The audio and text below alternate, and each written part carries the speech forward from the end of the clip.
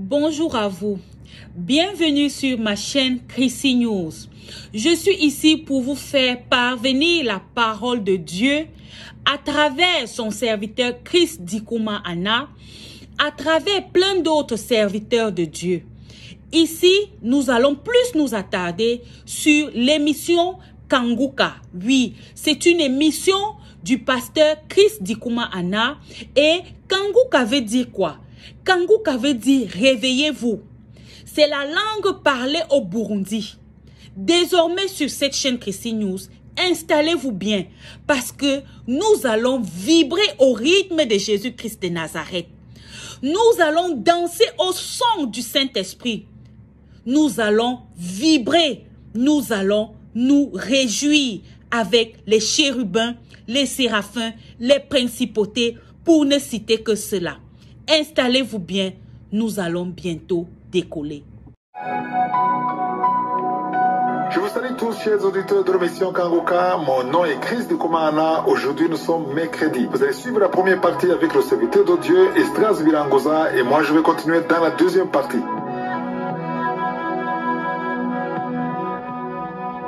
Shalom. Nous avons compris depuis longtemps à travers l'émission Kanguka que Dieu a de bons projets pour nous, mais beaucoup de personnes ratent le plan de Dieu. Tu peux te demander, mais pourquoi alors, si Dieu a de bons projets pour nous, il y a beaucoup de problèmes dans la vie. Certaines personnes ont même l'impression qu'il y a beaucoup de problèmes dans leur vie que de projets de Dieu qui se réalisent. Il y a quelqu'un qui a dit que quand tu regardes globalement, on dirait que les plans du diable priment par rapport aux plans de Dieu dans la vie des gens. Ce qu'il faut savoir, il est vrai qu'il y a les plans de Dieu et les plans du diable sur chacun d'entre nous. Et chaque jour, cela se présente devant nous. Et certaines personnes vont suivre ce qui vient du diable, c'est-à-dire que ce sont des choses qui sont scintillantes, qui ont un emballage doré, c'est-à-dire c'est attirant. Mais à l'intérieur, c'est un piège du diable. La prière est le seul moyen de savoir que cet emballage qui brille contient des pièges du diable. Alors quand tu sors de chez toi sans la prière, c'est-à-dire sans préparer la journée, tu risques de regarder des choses selon leur apparence, c'est-à-dire ce qui est extérieur, sans savoir ce qui est dedans. En d'autres termes, tu n'auras pas la révélation de Dieu concernant les plans que le diable t'a tendus, c'est-à-dire ce qui est à l'intérieur. Dieu veut être ton berger et il a ses propres principes pour cela. La raison pour laquelle les gens peuvent choisir les choses du diable, et ceci c'est à leur insu, c'est-à-dire qu'ils ne le font pas souvent exprès, c'est parce que les choses de Dieu, ça a des principes.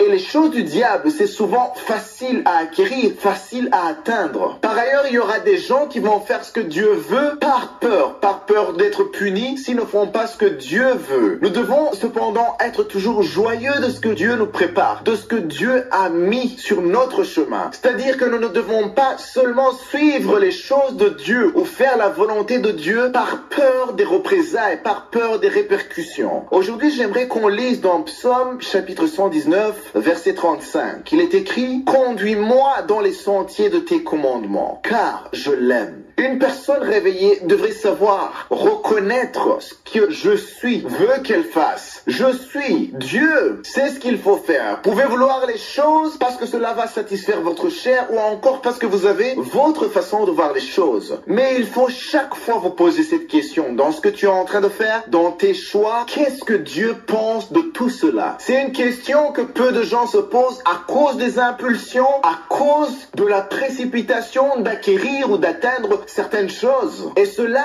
fait qu'on se demande très rarement ce que Dieu veut, ce que Dieu pense de ce que nous sommes en train de faire, même si cette chose est minime. Vous savez, quand on parle de préparer la journée, la plupart du temps, on peut penser que c'est par rapport à ce qui va se passer avant d'aller au travail, pendant que tu es au travail, mais ça concerne aussi après ta journée, c'est-à-dire quand tu es en train de rentrer. Supposons que tu as un rendez-vous et que dans ce rendez-vous, le diable t'a tendu à un piège et que tu vas commettre un péché. À cause de la chair, à cause de la tentation, peut-être que tu ne vas pas même te poser cette question, qu'est-ce que Dieu pense de tout cela? Et ça serait te détourner du sentier des commandements de Dieu. Mais si avant de sortir de chez toi, tu pries, si tu lui demandes de te préserver afin de ne pas faire ce qui est contraire à sa volonté, sache qu'il le fera. Même si, quand tu prépares ta journée, tu demandes à Dieu de te protéger, que tu trouves cela abstrait, sache qu'il va quand même te protéger. Il va le faire. Ne te pose pas des questions en te disant, mais comment est-ce qu'il va le faire? Quand est-ce qu'il va le faire. Et si, même si je prie, je rate cette opportunité, sache que toutes les opportunités que tu vas rater ne seront pas à toi. Ce n'est pas à toi que Dieu l'avait destiné, même si tu peux avoir l'impression que cela était fait pour toi. Avant que tu ne sortes de chez toi alors, sache que Dieu connaît déjà ce qui est convenable pour toi et la foi qu'il a préparé de bonnes choses pour toi aujourd'hui.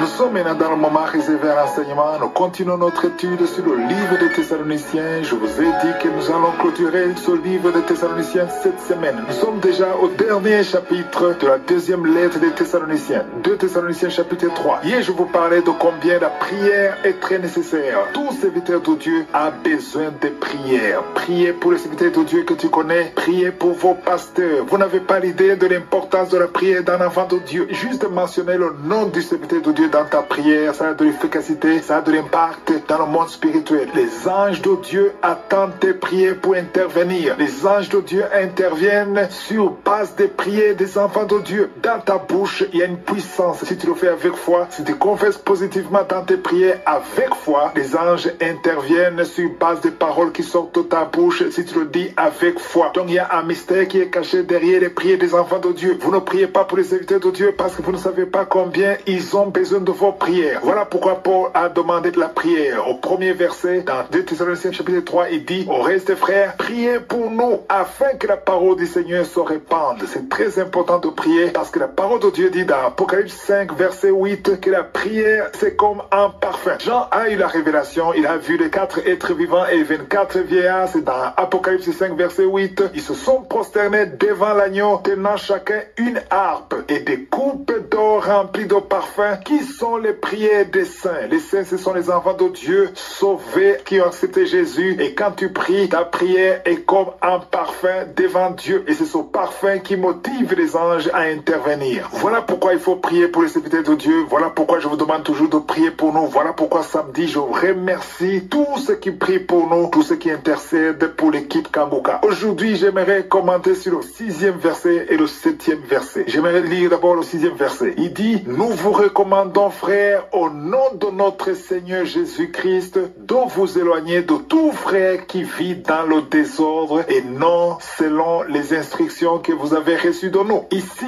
Paul est très sévère concernant les frères et sœurs dans le Seigneur qui vivent dans le désordre. C'est quoi vivre dans le désordre? C'est quelqu'un qui n'est pas ordonné, quelqu'un qui passe du temps devant la télévision, sur ton téléphone, quelqu'un qui ne range pas sa chambre, quelqu'un qui ne travaille pas. C'est quelqu'un qui veut vivre, bénéficier de la sueur des autres. Un chrétien doit savoir qu'il doit travailler. Il ne faut pas seulement avoir la foi. Il y a des chrétiens, je connais des jeunes qui ne vivent que par la confession. Ils veulent juste confesser ce qu'ils veulent, mais ils ne veulent pas travailler. Ils attendent le miracle sans travailler. Un chrétien doit travailler. Si tu ne travailles pas, tu es dans le désordre. Voilà pourquoi il dit qu'il faut s'éloigner de tout frère ou toute sœur qui vit dans le désordre. Si quelqu'un vit dans le désordre, quelqu'un qui veut juste dormir, qui veut juste regarder la télévision, qui veut pas travailler, qui veut juste parler de futilité, il faut t'éloigner de cette personne. Pourquoi s'en éloigner? Ce n'est pas de la méchanceté, ce n'est pas de la division, mais tu veux protéger ton cœur. Le désordre est contagieux, il faut le savoir. Si quelqu'un est dans le désordre et que tu es toujours avec lui, tu passes tout le temps avec la personne qui est dans le désordre, tu seras affecté. C'est très contagieux. Voilà pourquoi il faut te séparer. Tu peux conseiller la personne, mais si la personne ne change pas, il faut t'éloigner de cette personne pour te protéger. Tu dois protéger ton cœur. Parce que la parole de Dieu dit dans Proverbe 4, verset 23, il dit: garde ton cœur plus que toute autre chose. Plus que l'argent que tu as à la banque, plus que ta maison, plus que ta voiture. Mais garde ton cœur plus que tout. Parce que du cœur viennent les sources de la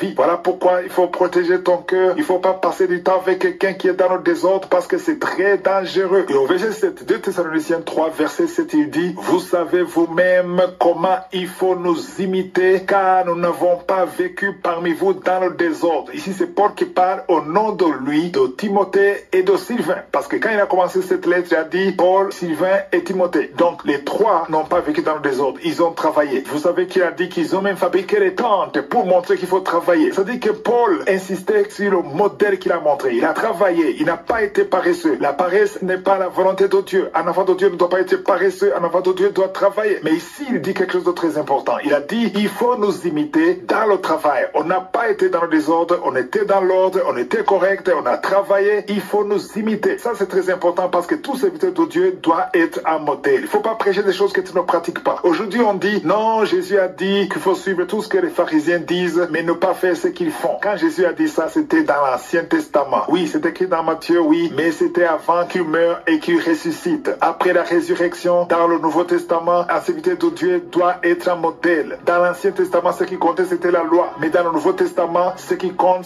c'est les fruits. Jésus a dit, vous reconnaîtrez les vrais prophètes à leurs fruits. Si tu n'as pas de fruits, personne ne doit te suivre. Suivez les serviteurs de Dieu qui ont des fruits dignes de la repentance. Ça, c'est très important et je vais encore en parler dans Kanguka de demain. Nous sommes arrivés au terme de cette vidéo. J'espère que vous vous êtes bien régalés. N'hésitez surtout pas à donner votre vie à notre Seigneur et Sauveur Jésus-Christ de Nazareth, car il est l'alpha, il est l'oméga, il est le commencement, il est la fin de toutes choses. Shalom.